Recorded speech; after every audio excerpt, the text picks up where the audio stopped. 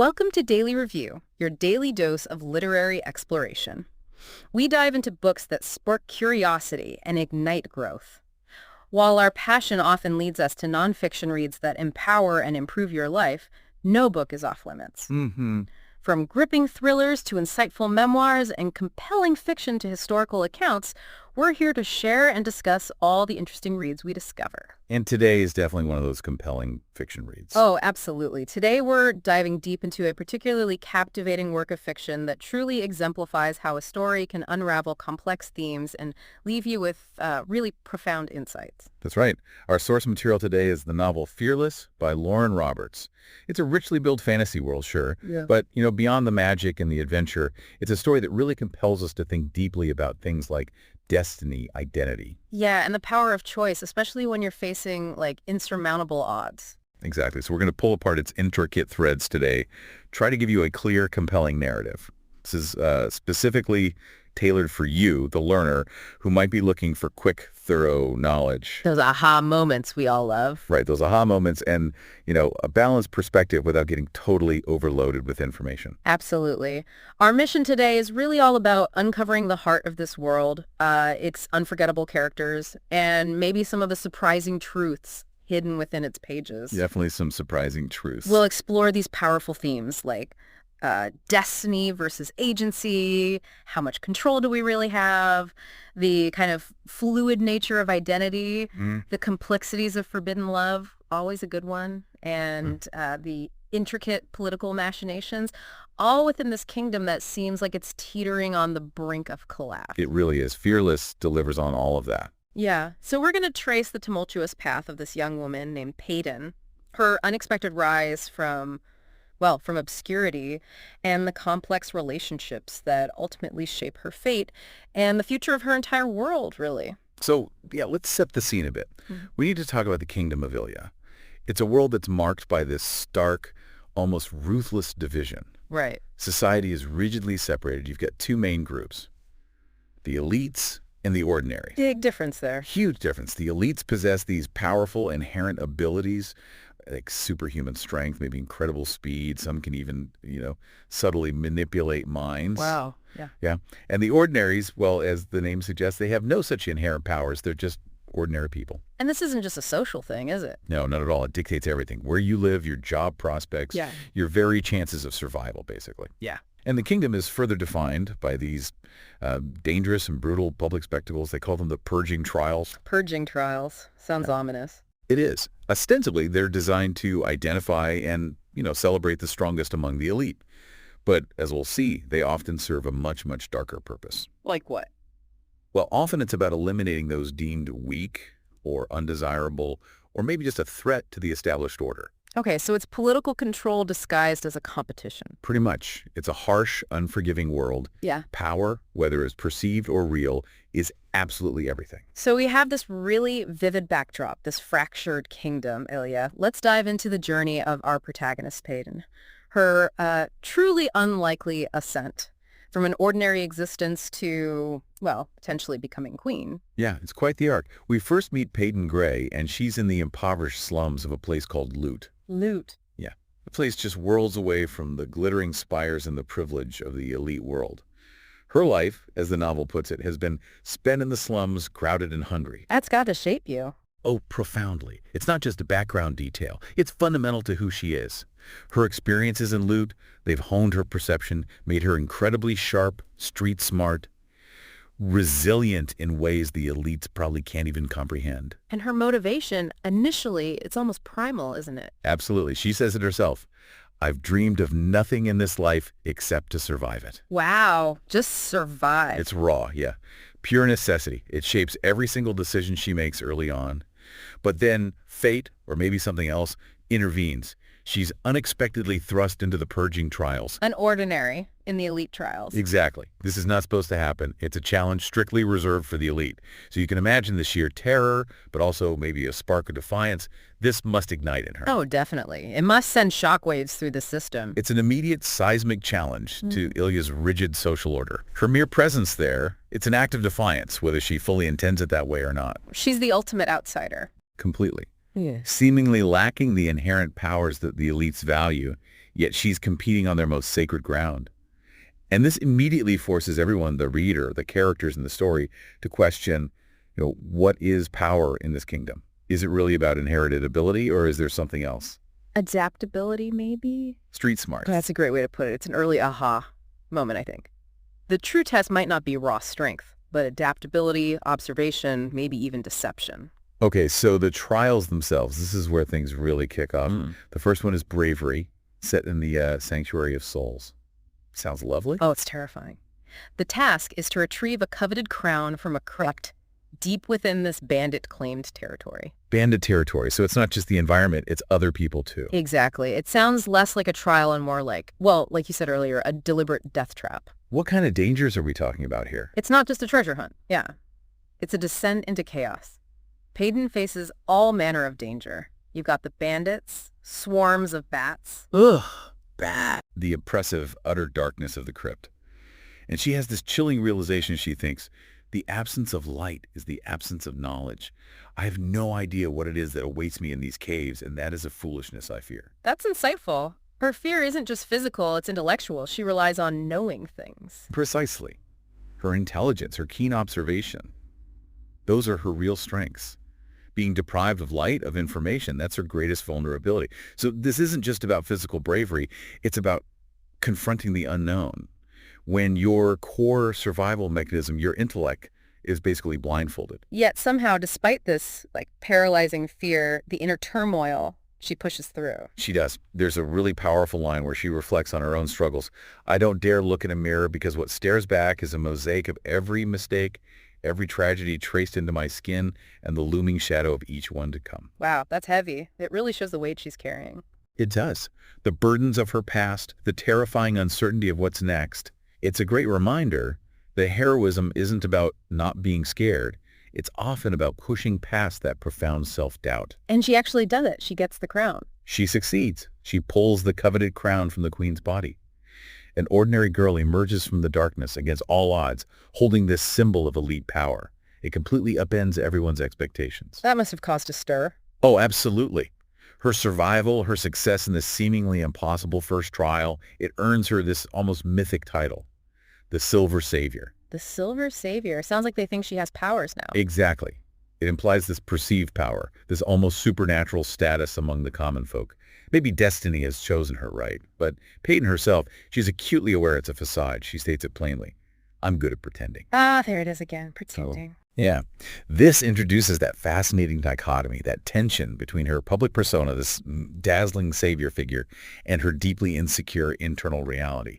It forces us, the readers, to ask how much of what we see as power is truly innate and how much is just a really masterful performance. It's quite the contrast, that internal fear versus this outward defiance. Her showmanship is just incredible. After the trial, she faces the court, and the bravado is just off the charts. She says, I will show you my bravery, my benevolence, my brutality. I will survive these trials and so much more. Such confidence. Right. And then, still, you will likely hate me, so bow at my feet with a sneer if you must. I won't see it with your face to the ground. Whoa, that's throwing down the gauntlet. Totally. That's not just bravery, it's raw, unapologetic strength. But it's also, like you said, a carefully crafted performance designed to intimidate. It shows her mastery of manipulation not through magic, but through sheer will, through observation. She's arguably more dangerous than any elite because of it. And this public display, this performance of power and defiance, it really sets the stage for the next absolutely shocking development. Which is? Paedyn, an ordinary from the slums of Lut, is betrothed to King Kitt. The king? But why? Well, it's definitely not a love match, not at this point. It's explicitly framed as a calculated political move, a desperate attempt, supposedly, to bridge that deep, elite ordinary divide, stabilize the kingdom. Or at least that's the official story. Politics again, so even marriage is a tool. In this world, absolutely. It's a stark reminder that personal relationships are often just chess moves on the grand political board. But unity isn't that simple, right? Especially with a forced marriage. Not at all. This betrothal immediately creates this complex, really fraught dynamic, especially since Kitt, the king, he initially seems quite distant, kind of aloof towards her. Okay. And then we're introduced to Kai. Ah, Kai, the king's brother. Right, the king's brother and his formidable enforcer. Yeah. And the moment he and Paedyn meet, The connection is just immediate. It's palpable, electric. Sparks fly. Big time. And it stands in such stark, painful contrast to Paedyn's forced betrothal to Kitt. Kai's inner turmoil about this forbidden connection. It's clear. It's agonizing. He thinks she is the single most destructive thing I have ever desired, and yet it is the diamond on her finger that will destroy me. Oh, man. That just screams forbidden love. Impossible choices. Listen, it immediately sets up the central romantic conflict. You've got this feeling of an inevitable connection battling fiercely against imposed duty, political necessity. It really deepens that whole question of agency versus destiny, doesn't it? Is Paedyn destined for this, or is she just a pawn? Exactly. And what about Kai's inevitable connection? Is it really fate, this bond transcending rules, or is it, a longing born from these impossible, desperate circumstances, which maybe makes it even more potent, more tragic? It makes you question how much of our lives are really ours to choose versus how much is shaped by these external pressures. Okay, this brings us perfectly into section 2. The trials of identity and unraveling truths. Let's jump into the second trial. This one's about benevolence. Right. So Paedyn is sent on this diplomatic mission to a distant kingdom, Isram. Ostensibly, the goal is to deliver laced roses as a symbol of peace, goodwill. Sounds straightforward enough for a queen-to-be. A bit of diplomacy. You'd think so, but the journey itself quickly proves to be anything but straightforward. They have to cross the Shallows. The Shallows? What's that? A notoriously perilous stretch of ocean, known for its unpredictable currents and, rumors of monstrous creatures lurking beneath the surface. So not just a nice boat trip then? Definitely not. It becomes apparent very quickly this isn't really a test of benevolence. It feels more like a deliberate death wish, probably orchestrated by factions of the court who want her gone. Trying to get rid of the ordinary queen-to-be. Seems like it. Kai, who's always perceptive, he realizes this almost immediately. He says, this is a death wish, not to prove her benevolence, but to die trying. So people are actively plotting against her. Oh, yeah. It reveals this deep-seated animosity some groups in Ilya hold towards her. They don't see her as a symbol of unity. They see her as an aberration, something to be eliminated. And does the peril become real, the monsters? Terrifyingly real.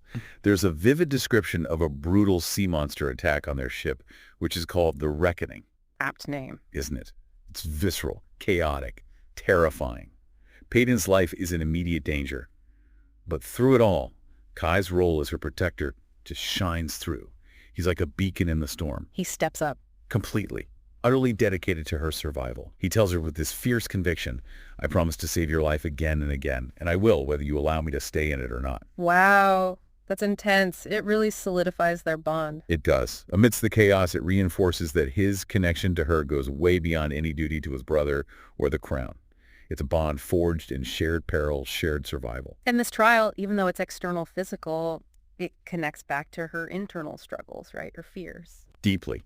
Even after the immediate danger passes, we see her recalling her terror in the dark, echoing that first trial. She thinks, it was so dark. And the bats. Still haunting her. It shows her fears are deeply ingrained, almost primal. Yet her resilience is just as present, maybe even more so. She reminds herself, but you got out, you got the crown, and then you cracked it against a man's skull. Huh. That's quite the reminder. It's crucial self-reflection. It reminds us her strength isn't about not having fear. It's about acting despite it. Her power is born from overcoming, not from some inherent ability. Her resourcefulness, her grit, that's a real gift. Absolutely. And speaking of inherent abilities, or maybe the lack thereof, this section is where we really start pulling back the curtain on some huge secrets, right? Not just about Paedyn, but about Ilya itself. Massive secrets. First off, we learn that Paedyn's supposed psychic ability, the one that has basically everyone fooled, including the royal family. Yeah. What about it? It's not real. Not in the elite sense. It's actually just her incredibly honed observational skills and that lifelong knack for pretending we talked about. No way. So she's been faking it the whole time. Essentially, yes. But faking almost undersells it. As the source says, she has spent the entirety of her life practicing the art of pretending. This redefines her perceived power entirely. So it's not magic, it's skill. Earned skill. Exactly. It's a deeply cultivated skill, born from that desperate need to survive, to understand the treacherous world around her as an ordinary, which, in a way, makes her power far more relatable, maybe even more impressive. It's something she earned through relentless effort, sharp perception, and understanding human nature. It makes you question how we even define power. Is it just what you're born with? Or what you learn to master. Exactly. But the secrets don't stop there. There's a huge one about Paedyn's actual identity, her parentage. This one is a true bombshell. It shakes the very foundations of the royal lineage. She discovers her biological father isn't who she thought. It's Calum. Calum, the king's advisor. The very same. And her mother, Queen Aerys, King Edric's wife, who was a soul. A soul, what does that mean? It means she possessed this rare, potent, elite ability to sense and manipulate emotions, a power both feared and revered. So Paedyn isn't just an ordinary. She has elite blood, powerful elite blood, from her mother's side. Whoa, this changes everything about her place in the world. And Calum. It completely reframes Calum. He's not just a loyal advisor. He's revealed as this manipulative, embittered figure, driven by this deep-seated hatred for Paedyn. He actually tells her, it should have been you that died that day, not the queen who bled out for an ordinary. That's brutal. He blames her for the queen's death. He does, which makes his involvement in the resistance, his earlier interactions with Paedyn, seem incredibly sinister now. He had a hidden agenda, fueled by his own trauma and resentment. And Paedyn's reaction. Pure devastation. Her internal thought says it all. Father, that is the most damning title of all. It captures the profound betrayal, the heartbreak, not just about her lineage, but about the very idea of family of trust. Okay, my head is spinning already, but it gets even more complicated, doesn't it? This discovery extends to Kai, too. Oh, yes. If you thought that was a twist, buckle up. We learned that Kai is also Queen Iris's son. What? So he and Paedyn are? Half-siblings. And? By blood, through their mother. But, and this is crucial, he's still unrelated by lineage to King Edric. Meaning? Meaning Kai is not Edric's biological son either. He's the son of, as Iris apparently put it, a man I loved dearly many years ago. So both Kai and Kitt's father wasn't their biological father. Well, Kitt's was, but Kai's wasn't. Exactly. Kitt is Edric's son, but Kai is not. It's another massive layer of deception, hidden truths running deep within the royal family, shaping lives for generations. How does Kai take this? Finding out his whole life, his identity, was based on a lie. It hits him on an existential level. He's been living this lie, believing he was Edric's heir, constantly striving for love and approval from his father that was never really his to earn. His frustration, his pain, it's palpable. You see it in how he treated Paedyn before, maybe? Possibly. He tells Paedyn, regarding Edric, he was always too harsh on you, and I am so sorry for that. It shows this deep empathy, maybe born from his own struggle, and his confession later, I was his in name, and still he hated that I wasn't his in blood. It explains so much. That feeling of inadequacy, maybe, why he's so protective. Exactly. That internal conflict, that lifelong feeling of never quite measuring up, and his intense, almost desperate need to protect Paedyn. It mirrors his own hidden vulnerability, his own longing for genuine connection. It's heartbreaking, really, how family lies can just warp everything. Okay, so all these truths are out. Identity stripped bare, raw, painful reality. And now we get to the third and final trial. Brutality. Yeah. This one is set up as a fight to the death. The plan seems to be Paedyn versus basically every elite in this horrifying public spectacle. So it's an execution disguised as entertainment. Pretty much. The stakes couldn't possibly be higher. But then there's a twist, isn't there? The truly agonizing, gut-wrenching twist, Kai. Her protector, her soulmate. He's revealed as her sole opponent. No. They have to fight each other. To the death. That's the setup. It's not just a physical challenge anymore. It's an emotional crucible for both of them. It pushes their bond to the absolute breaking point. Paedyn's devastation is immediate. She cries out, "This is a nightmare. This is pretend. We were never supposed to fight each other again." It just shatters everything between them, forcing it into this public, brutal arena. Exactly. And Kai's strategy in that moment becomes agonizingly clear. He has to make the fight look good for the crowd, right? Convince them of Paedyn's overwhelming power.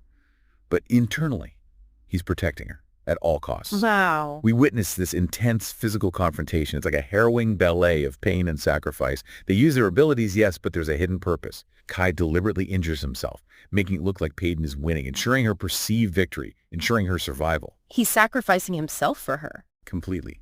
The raw emotion is laid bare. Paedyn observes, his desire for me to survive him seems to have erased all other sentiment he has for me. He's literally willing to give up his body, his dignity, maybe even his life for her. That's incredible love and incredibly painful. And the climax of this section is just gut-wrenching. It pushes Paedyn to an unimaginable act. She is forced to essentially simulate killing Kai. Simulate so he doesn't actually die. No, but the performance has to be convincing. It's a public act that mirrors the inner death she feels. The description is horrific. Yeah. I held the dagger as it sunk into his chest. She holds me as I cry. I know what it feels like to kill him. Oh my God. Even pretending. For her, in that moment, it feels terrifyingly, irrevocably real. And afterwards, the emptiness is profound. I am utterly hollow without his love to fill me. It highlights the depth of her feelings and the truly brutal, dehumanizing nature of these trials. This wasn't about bravery or benevolence anymore. It was about sacrifice and the cost of survival. The ultimate sacrifice of self for another, yeah.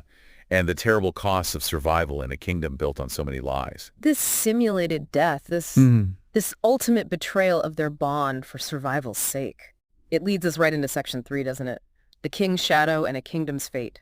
We need to talk about King Kitt. Yes, King Kitt Azer, a character who really transforms tragically. He starts off seeming, okay, right, like a charming prince, wanting to make the kingdom truly great, break free from his father Edric's suffocating grip. He even says, I see now how small-minded he was.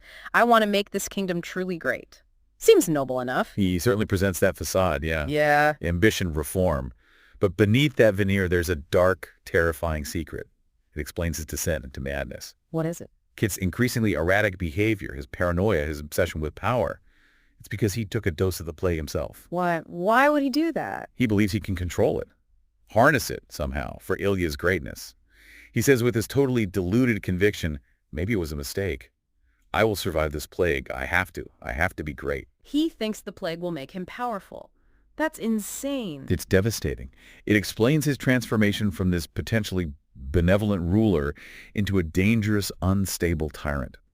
It really highlights the insidious nature of power and ambition, especially when it's combined with a corrupted mind. And there's more about the plague itself, isn't there? Something huge. Yes, a historical bombshell that rewrites everything Ilya thought it knew. We learned the plague wasn't a natural disaster. It wasn't. No, it was man-made. Centuries ago, by ancient scholars. A biological weapon designed for a purpose, then spread by Fabian Azer, an ancestor of the current royal line. And Azer spread it. Intentionally. Seems so. And here's the kicker. It was not ready. It wasn't perfected. This partially manufactured disease. Yeah. It's what caused the very existence of Ordinaries by weakening the elite bloodlines. And it also weakened the elite's powers themselves. So the divide, the Ordinaries, it's all because of this faulty weapon. Exactly. That line, the plague didn't just happen to Ilya, it was made for Ilya. It just sends chills down your spine.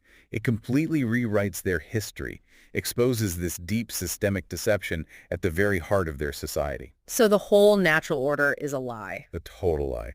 The division between elites and ordinaries, the foundation of their society, it's a direct consequence of this man-made catastrophe. And knowing this makes Kitt's true, warped vision even more horrifying. What was his real plan then, with marrying Paedyn? Initially, he agreed with Callum. Use Paedyn as a figurehead, yes, but not for unity. The goal was to draw out the remaining ordinaries for extermination. Genocide. He was continuing his father's plan. Essentially, yes. Continuing Edric's flawed genocidal plan just under a new guise. His early unity efforts. Just a smokescreen for a much darker agenda. It's a chilling reminder about appearances, especially in power. Then he turns on Callum. He does. In a truly Machiavellian move, Kitt portrays Callum and reveals his own, even grander, more twisted plan. He wants to replicate the plague. Replicate it? Why? He believes it would strengthen Ilya, somehow purge the land, ensure his legacy, make him far more powerful than his father ever was. He's completely lost it. And Paedyn's role in this new plan? He leverages her unique position, her relatable ordinary status, uses it as a tool to lower other kingdoms' guards. Because she became queen and made the surrounding kingdoms open their borders to us. She was a Trojan horse. Exactly. A symbol of unity used to facilitate his plan for widespread control, maybe even destruction. It's calculated, cold-blooded, and completely mad. This adds such a tragic layer to Kitt. He's not just ambitious, he's unhinged, consumed by this warped idea of greatness, fueled by a poisoned mind. And the strain on the brotherhood between him and Kai, it just intensifies. His illness, his growing, corrosive jealousy of Kai's obvious love for Paedyn. That must eat him up. It does. Kitt's inner thought is so telling. He will do anything for her because he loves her more than he loves me. It reveals his insecurity, his bitterness. It explains his paranoia, his desperate actions, and ultimately, his tragic end. It's a powerful look at how ambition, illness, and jealousy can destroy even the strongest family bonds. It's just this crushing weight of brotherhood and betrayal all colliding. The climax feels inevitable, almost agonizing. Kitt's mind is drifting from the plague, his judgment gone, and he attacks Paedyn. Driven by his paranoia, his warped ambition. And this forces Kai into that impossible situation, a choice no brother should ever have to make. He has to choose his lifelong loyalty, his complicated love for Kitt versus saving Paedyn. And he chooses Paedyn. He intervenes, and it results in Kitt's death. The anguish is just raw, physical. Kai cries out, "I killed him! I killed my brother!" And that heartbreaking lament. He was supposed to dodge. We were supposed to keep our promise. They had a promise. Apparently some childhood promise, maybe about always protecting each other, even from themselves. It just adds another layer of tragedy. But there's a final moment, isn't there? A flicker of redemption for Kitt. Yes. In his last breath, Kitt seems to accept his fate, whispering, "My fate was to save you from me." Wow. So he absolves Kai, in a way. It seems like it. A moment of tragic clarity. It shows that even in the madness, maybe a sliver of the brother Kai loved was still there, acknowledging the danger he'd become. It's profoundly sad, but maybe necessary. It frees Kai and Paedyn from his shadow, but the cost, immense. That choice will define Kai forever. But it also shows his unwavering commitment to Paedyn, maybe to a greater good beyond his broken family. Okay, so Kitt is gone. The kingdom is reeling. This brings us to section 4. A new reign and a love realized. After all that chaos, the death, the plague threat, how do they even begin to pick up the pieces? Well, the immediate aftermath is just raw grief, especially for Kai. We see this immense physical sorrow, the weight of his actions, his loss. He's always been the strong enforcer. Right now he's just broken. It must be overwhelming. Absolutely. But Paedyn, despite her own trauma, she steps forward, offers unwavering support. There's this incredibly intimate scene where she bathes him, comforts him in his despair. That shows the depth of their bond. It really does. It transcends politics, public image. It's a deep personal commitment to healing each other, a testament to how true connection can offer solace, even in the absolute darkest moments. And they find Kitt's letters, right? That must provide some closure or understanding. Yes, reading his letters is this powerful catharsis. They peel back the layers, reveal his desperate motivations, his genuine, if totally twisted, love for Kai. Twisted is right. Yeah, and the insidious nature of the plague that just consumed him. The letters are heartbreakingly honest. He writes things like, "Part of me still cares for you, but I only know how to love my brother. And this yearning, I only wish to return things to the way they were before her." Wow. It humanizes him, doesn't it? Even after everything. It does. It allows Kai and Paedyn to mourn the brother, the friend they knew, and to finally understand the forces that truly destroyed him. It's a crucial piece of the puzzle for their own healing. And Paedyn has her own healing journey here, too. Shedding that imposed identity. Yes, beautifully symbolized when she slipping the wedding ring from my finger on the 6th day after Kitt's death. Kitt's ring, the one from the betrothal. Exactly. It's not just symbolic. It's this profound liberation. She lets go of the forced role, the identity she was pushed into. She embraces her authentic self, free from the constraints, the expectations. She's no longer the pawn. She's Paedyn, ready to define her own destiny. Which leads us to the coronation, the culmination of their journeys. Right. Kai, who was always the enforcer of the loyal shadow, he's crowned king. Must be bittersweet. Extremely. As Paedyn acknowledges, it only happens because my brother is no longer here. We will love for him. It's a reign born from tragedy, definitely, but also from this resilient, hard-won hope. It signifies a new era for Ilya, one built on genuine connection, not inherited privilege or manipulation. And Kai solidifies his union with Paedyn now, properly. He does, in a deeply personal way. He proposes under the willow tree, their spot, right? Place of shared secrets, stolen moments. Nice touch. And he uses Kitt's ring, the very symbol of her forced betrothal. But he reclaims it for a true union, a union of choice, not obligation. His words are just raw, sincere, devoted. "Marry me, Pay. I'm already on one knee, but I'll get down on both and beg for you if you like." Ah, that's a real promise, a covenant of love, not duty. Exactly. Reclaiming that symbol of control, transforming it into one of genuine partnership. It's powerful. And their wedding, is it a big royal affair? Quite the opposite. It's intimate, beautifully unconventional, a stark contrast to what you'd expect. The source says, "No grand wedding. We wear no crowns or jewels. This is the gathering of loved ones and the spirits of those left behind." This is a union of souls that ache to be stitched together. That's beautiful, meaningful. It signals a new kind of leadership. It really does, emphasizing genuine connection over pomp. And they embrace their new roles, king and queen, yes, but also as partners. Shadow and flame, poet and muse. Captures their dynamic perfectly.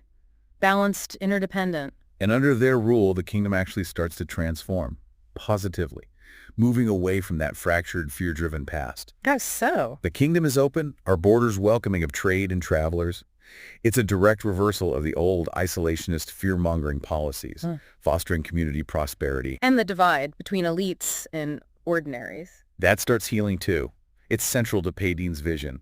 Ordinaries live alongside their elite neighbors, growing bolder despite their lack of abilities. This is her dream coming to life. Her vision. My Ilya is lively and drenched in color. It is worn and healing in home. Exactly. A vision of unity. It shows the practical, benevolent application of her leadership, rooted in empathy, understanding. They're actively dismantling the system that caused so much suffering. And they don't forget where she came from, right? The slums. No, the focus continues on rebuilding those impoverished areas. Paedyn states, "Loot is my home, and Ilya is thriving around it." It shows their commitment to unifying all people, acknowledging her roots, using her experience to uplift the whole kingdom.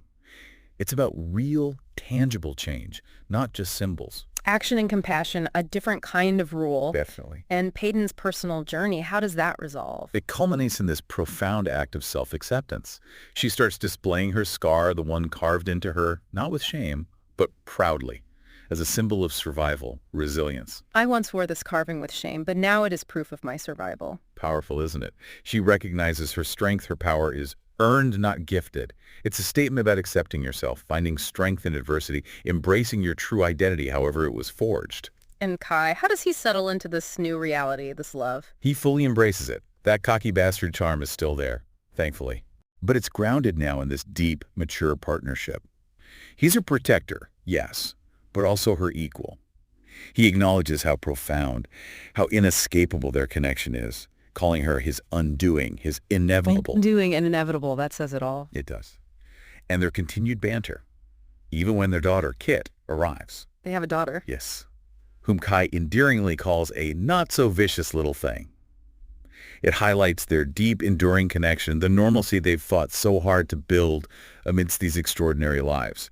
It's a love that's both epic and deeply, fundamentally human. It's really beautiful to see them get there, that journey. And Kai's final declaration to Paedyn just sums it all up. Their history, their bond. He says, "You are mine, Malachi. I always have been, until whatever." Out of the hell. Perfect, Kai. Isn't it? It shows their love transcends everything, obstacles, definitions, even confines of their world. It's an unbreakable, enduring bond, a testament to choosing love, choosing partnership, in a world that constantly tried to rip them apart. Wow. What an incredible journey we've taken today, diving deep into Fearless by Lauren Roberts. Just recapping.